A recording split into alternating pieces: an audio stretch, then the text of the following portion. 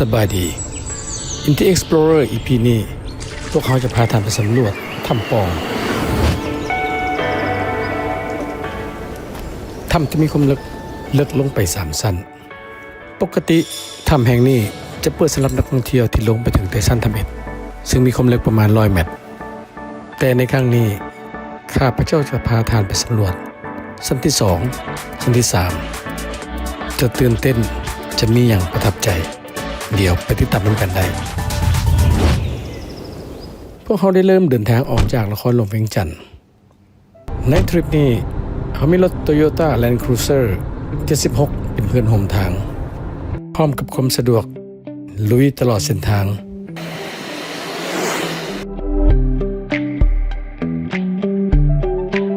และความสะดวกของการใช้จ่ายผ่าน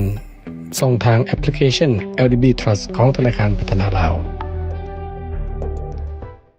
ไปสมทบกับทีมงานผู้ประมาณที่กล้าแก่อุปกรณ์การสำรวจถ้ำไว้อย่างเรียบร้อย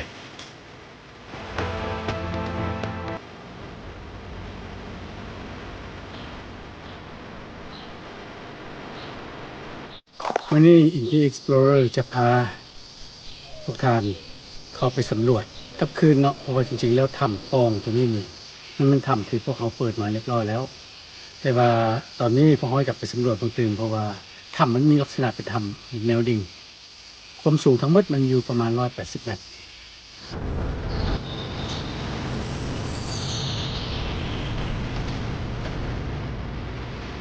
เข้าไปแต่ก่อนนี่ก็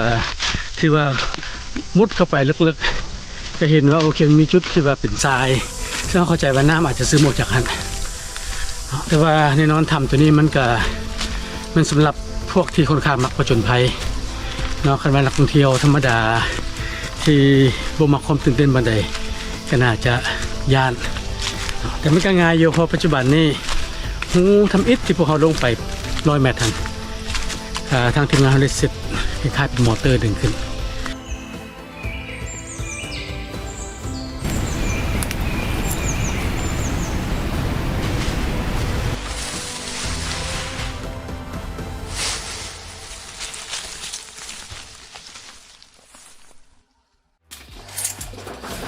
การลอยตัวลงถ้ำถือเป็นกิจกรรม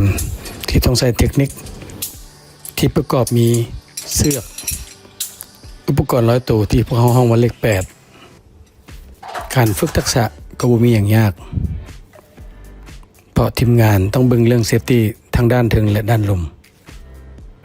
แต่จุดที่พวกเขากังวลก็แม่นการปีนเสือกถึงว่าจะใช้อุปกรณ์เทคนิคหรืออุปกรณ์ทุนแหงแต่ก็ต้องใช้แหงต้องได้การเก็บความพร้อม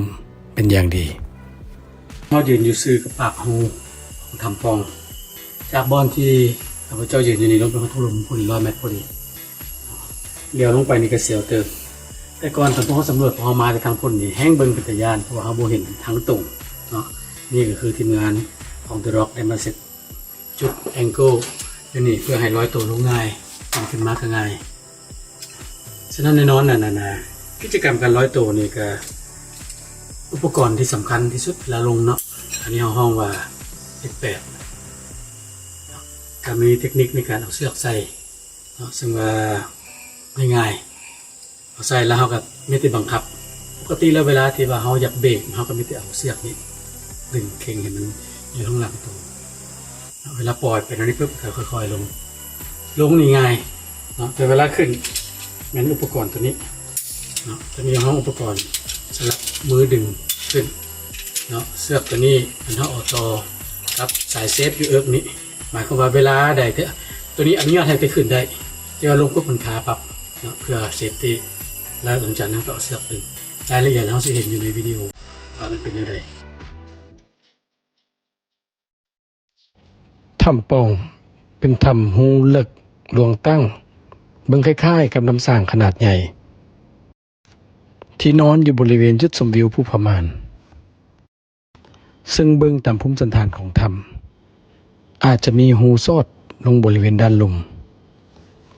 ฉะนั้นทีมพวกเขาจึงได้เริ่มการสำรวจ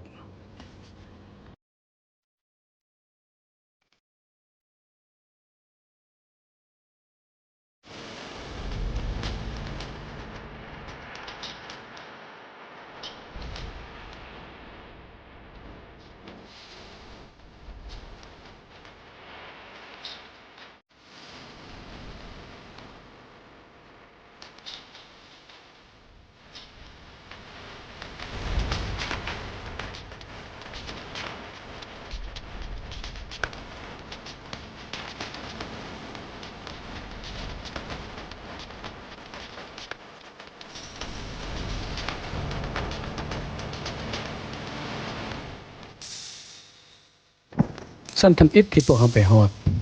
ก็ยังเป็นลักษณะห้องโถงใหญ่มีหน้ากว้างประมาณ40เมตรซึ่งพวกเขายังสามารถเห็นแสงที่ลอดผ่านจากปากถ้ำคมลึกเฉลี่ยแล้วประมาณ100เมตร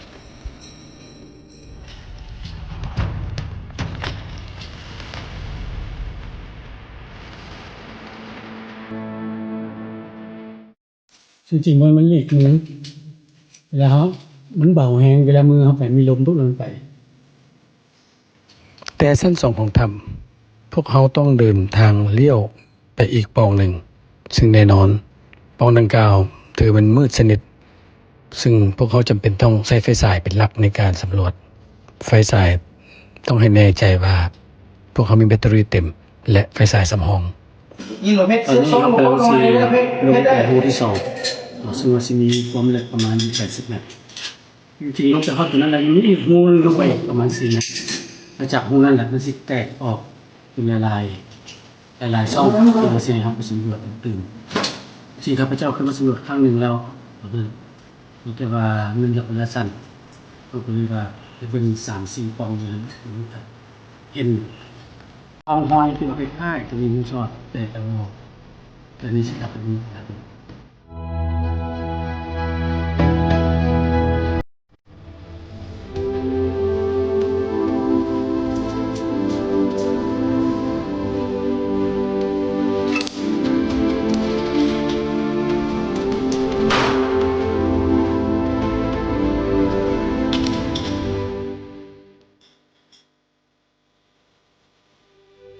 หูที่2มีความลึกเท่าๆกับหูทำอิฐ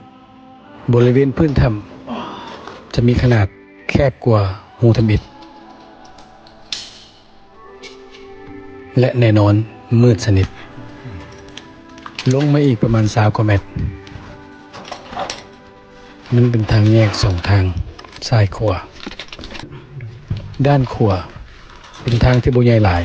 แต่ก็สามารถไปได้ง่ายเหลียวขึ้นด้านถึงเห็นหูถ้ำคล้ายๆจะมีทางออกทางตันด้านซ้ายทางแคบหลายเพราะจะเป็นหูลมหัวซึ่งบางบอนพวกเขาต้องได้ปีนยิ่งไปยิ่งแคบรู้สึกหันใจอึดอัดโอ้ตันคือกันบ่มีหูซอดโชคบ่ดีที่บ่มีหูซอดซึ่งก็หมายความว่าพวกเขาต้องได้ปีนเสือกกลับคืนไปชั้นที่2และชั้นทำอิฐเห็นแล้วปูสีม่วง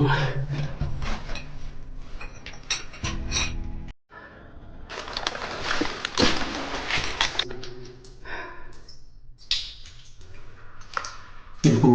ชนิดเดียวที่เรายังเห็นอยู่เขตปูพม่าปูสีม่วงปกติแล้วคนบอกเขาได้ทำเลิกสิบกว่าเลิกเลย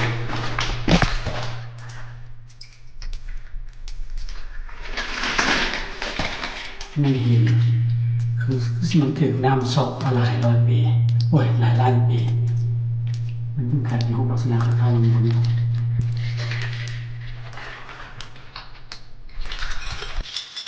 ยอมรับวันนี้เป็นประสบการณ์ที่บ่ธรรมดาพวกเขาต่างก็หวังเพื่อใจมีหูซอดเพื่อพอจะได้ออกไปอย่างสบายแต่พยายามแล้วจำเป็นต้องได้ปีนครับมันทรมานหลายเวลาปีนครับมันเป็นการเดินทางที่พวกเขาบ่มีทางเลือกถ้าบ่ปีนเสือกก็แน่นอนบ่สามารถออกจากปากถ้ำได้ยิ่งใกล้จะถึงปากถ้ำเท่าใดยิ่งเมื่อยเท่านั้นทุกอย่างเงียบสงบข้าพเจ้าได้ยินแต่เสียงหายใจของตัวเองนี่มันบ่ต่างครับการเข้าฟิตเนสมื้อนึงเต็มๆแบบบ่ได้พักผ่อนความรู้สึกของคอยบ่แตกต่างหยังกับการเล่นมาราธอน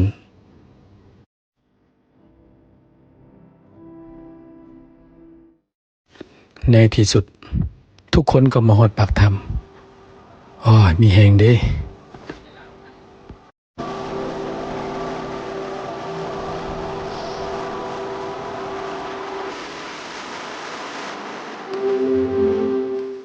ข้อยยอมรับว่าข้อยมักความรู้สึกนี้หลายความรู้สึกที่โคตรลำบากหลังจากพวกเรา สำเร็จทุกอย่างแล้วมันเป็นความรู้สึกที่น่าภูมิใจและรู้สึกดีแน่นอนถ้าพวกเขาสามารถซอกหัวออกจากหลุมได้จะเป็นความรู้สึกอีกแบบหนึ่งความรู้สึกที่ดีใจที่พวกเขาสำเร็จแต่ความรู้สึกเวลาได้ปีนกลับมันก็เป็นความรู้สึกความสุขอีกอันหนึ่งโดยเฉพาะเวลาที่พวกเขามาฮอดปากถ้ำจบไปแล้วกับการสำรวจถ้ำปองต้องขอบใจเบลล่ากรีนโตโยต้าธนาคาร LDB ในการสนับสนุนการสำรวจและท่องเที่ยวของ Inti Explorer ล้อท่าเบิ่งว่า Inti Explorer EP หน้าจะพาไปเที่ยวไปสำรวจสถานที่ใดนั้นติดตามชมได้